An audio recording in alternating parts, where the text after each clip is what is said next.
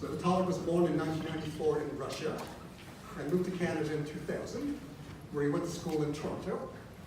He happily played World of Warcraft from 2007 to 2010.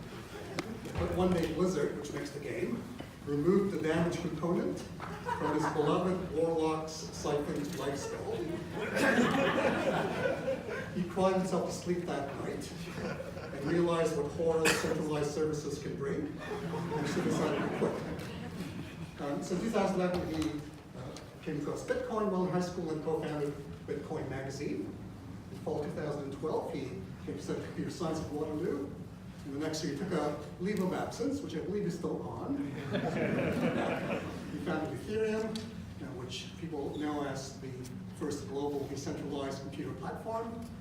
He continues to lead Ethereum research around the world and inspires a lot of the blockchain community through his vision for Ethereum and also through his Twitter page, which has 840,000 followers at present. Very influential in the blockchain community. Justin Sun has more. Pardon me? Justin Sun has more. So I don't know who he is. So I heard he bought them though. He's recognized for his work, including in November of last year when he University of Basel in Switzerland, awarded him with an honorary doctorate. We're very pleased to have Vitalik speak today on cryptocurrencies and blockchains. So please join me in welcoming Vitalik.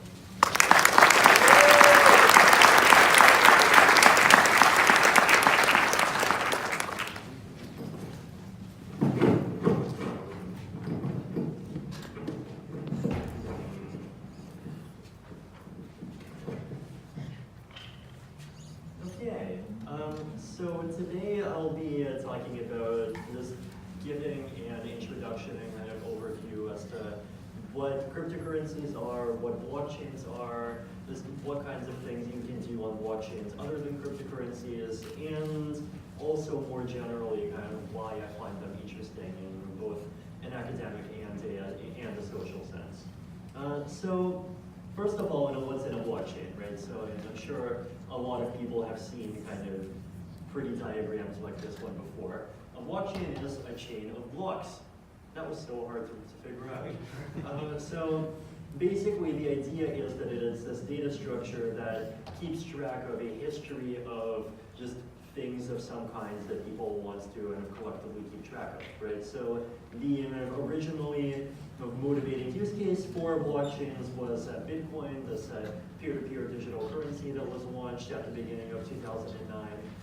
And the problem that people were trying to solve with launching a peer-to-peer digital currency was this thing called the double spending problem, right? So there was this kind of cypherpunk movement that kept on wanting to kind of create decentralized and kind of central authority independent versions of things. And for something like file sharing, well, you can do it. People can kind of send files to each other over the internet. For encrypted messaging, you can do it. People can kind of send messages to each other over the internet. Turns out currency is kind of harder. And the reason why is this challenge called the double spending problem, right? So the double spending problem basically says, suppose I have a digital record, kind of speaking very abstractly, that says I have 100 points. And suppose I send those 100 points to one person. And I create whatever set of messages I need to create to authorize that transfer. Now, suppose I create the exact same set of messages, except authorizing a transfer to another person. So now, one person has what looks like enough of a sufficient proof to get 100 points, and another person also has what looks like a sufficient proof to get 100 points. So I've turned 100 points into 200 points. Yay, free money, communist utopia. Except, like, in reality, we know that would just lead to hyperinflation. So the problem basically is how do you create a currency where you can't just copy money as much as you want, right? Because information is just so easy to copy. How do you make an information-based currency that you can't copy? And the approach that Bitcoin ended up taking is basically that you have this decentralized network consisting of this large number of computers, and for a transaction to be valid, it doesn't just have to be a message sent from me to you, it also has to be broadcast onto the network, and it has to be kind of accepted by the network. Now, who is the network? What computers are we talking about? Now, if I send a transaction to A and a transaction to B at the same time up to the network, how does it decide whether to pick one or the other? And so there's actually two problems that are in here, right? So one of those problems is this problem of decentralized consensus, and the other problem is this problem of how do we even kind of measure participation rights in a fully open network, right? Like you could say, oh, instead of having one server, we're going to have 10 servers, and maybe 7 of them have to agree, and then we'll do some layers on top to make sure 7 of them actually end up agreeing on something and resolving that split between 5 and 5. But then you still have to choose, well, who are the 10 servers? And, well, what if there's no one who's willing to run those 10 servers at the beginning? What if people still don't trust those 10 servers? You know, companies collude all the time. You know, you have the LIBOR scandal, you have lots of instances of collusion everywhere. Like, how do you prevent it? So the solution that Satoshi came up with is basically that you create this system where just literally anyone can participate in the network.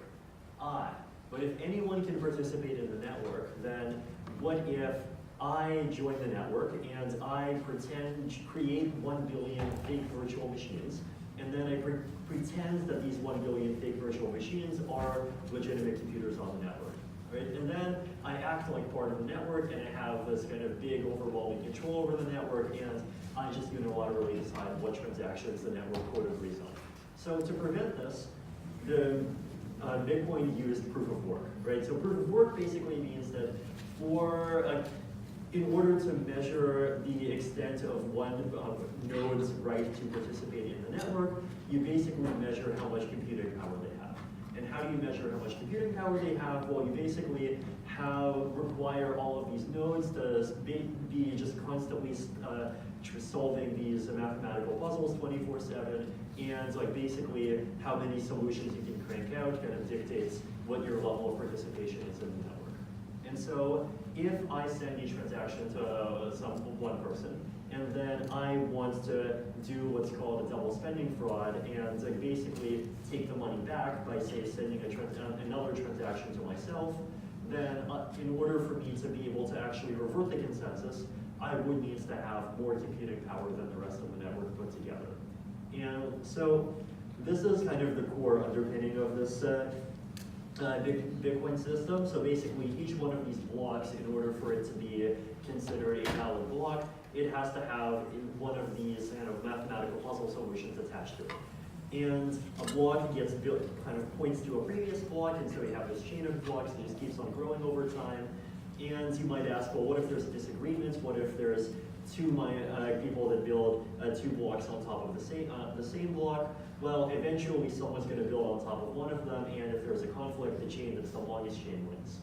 So this is this is kind of very early idea, and since then it's led to a $100 billion cryptocurrency. So what kind of properties do we want? Why do we just want to do all of these things, right? So first of all, people wanted to have this property of full decentralization, so no dependence on specific central authorities.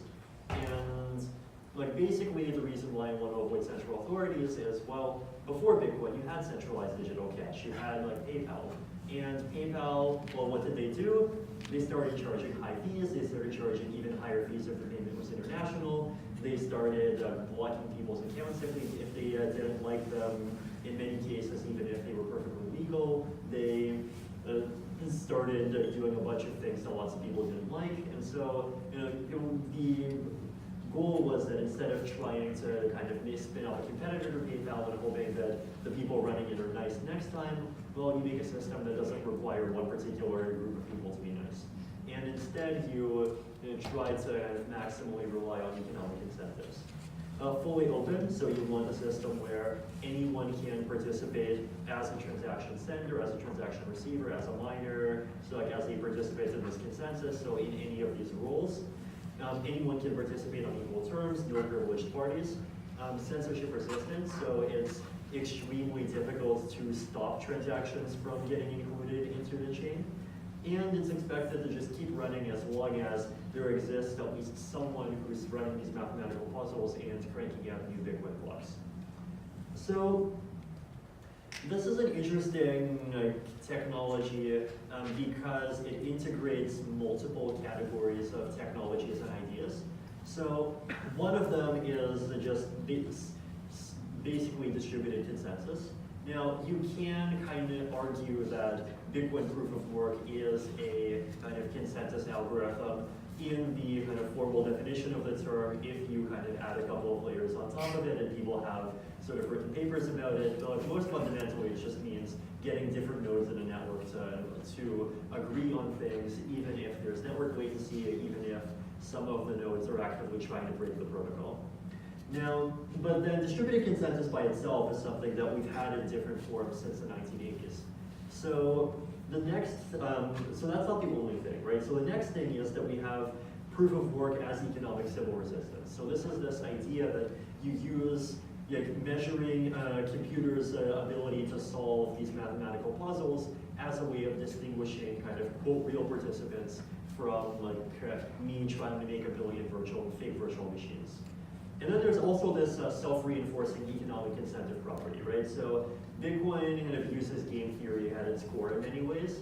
And the way that it does this is that if you make a block that makes it into the chain, then you have you get a block reward of 12.5 Bitcoins.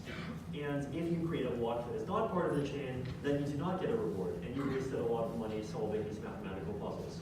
So basically the idea is that if you expect most of the other participants in the network to be honest, then it's your incentive to kind of build on top of the chain so that you actually get these rewards.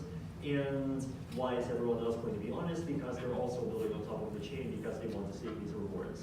So it's a really nice kind of recursive structure where everyone's incentive is to be honest as long as most of the others participate honestly.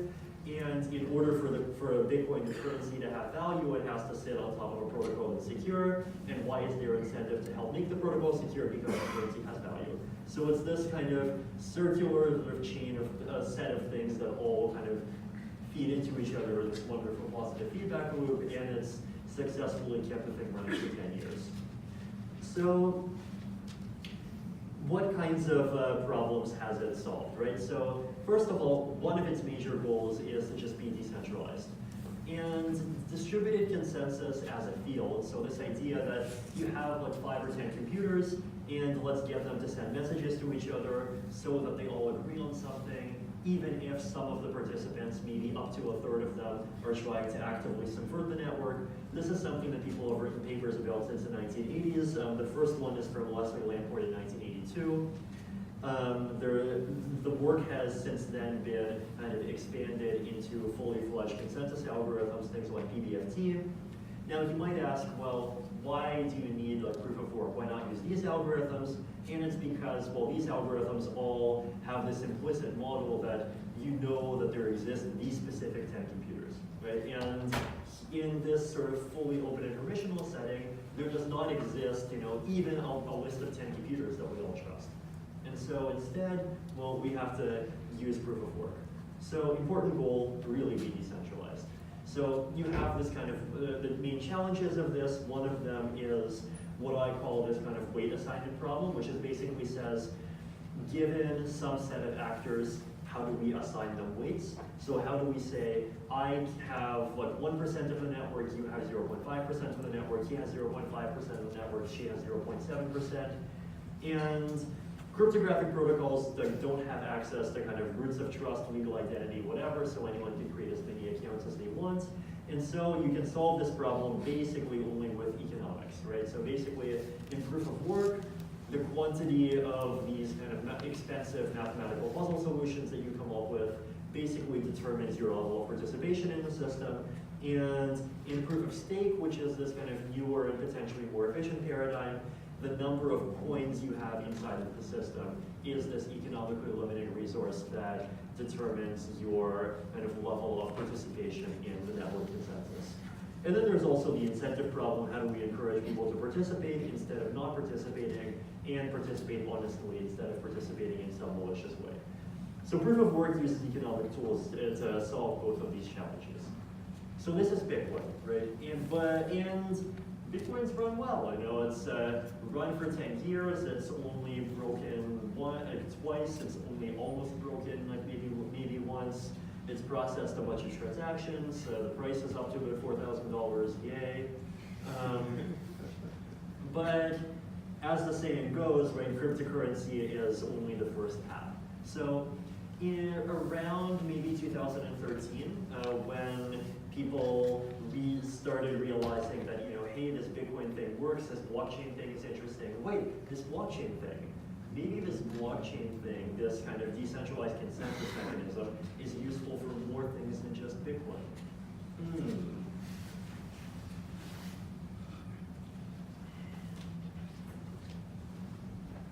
And so there started to be this kind of set of projects that were trying to expand the capabilities of a blockchain to beyond just a cryptocurrency, right? There were probably the second blockchain in existence, I'm not sure, but I believe was Namecoin, which was trying to use a Bitcoin-like blockchain to make a decentralized DNS system.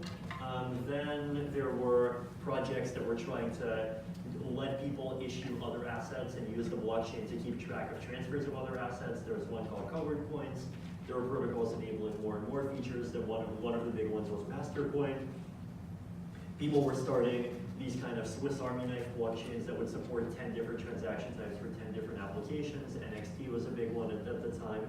And so there was like a lot of interest in just more and more kind of capability. And the main idea behind Ethereum is to basically provide all the capability by taking the path of generality, right? So instead of supporting a specific list of applications, Ethereum basically has this built-in programming language, and you can write the kind of business logic of any application you want to write in this programming language, and the process of executing transactions that get included in the blockchain also runs this computer code, and so it helps run your application. So one of the things that people talk about blockchains being useful for is this notion of a smart contract. And so Nick Szabo, one of the earliest originator of the term, had this wonderful analogy for a smart contract where he said they were kind of similar to vending machines. And if you think about a vending machine, right, it's basically kind of a set of rules that is enforced and given security by physical hardware. Right, so the rules basically say you put $2 in, water comes out. You don't put $2 in, water does not come out. Simple, right? Now, the purpose of the vending machine is to be this kind of automated physical device that enforces the rules and enforces them like up to some level of security. Right? If you try really hard, you can whack the virtual machine with a hammer, and you can do a 51% attack on its orientation, and you can kind of orient it flat and then grab as much water as you want until the police come running. But that's a different security model.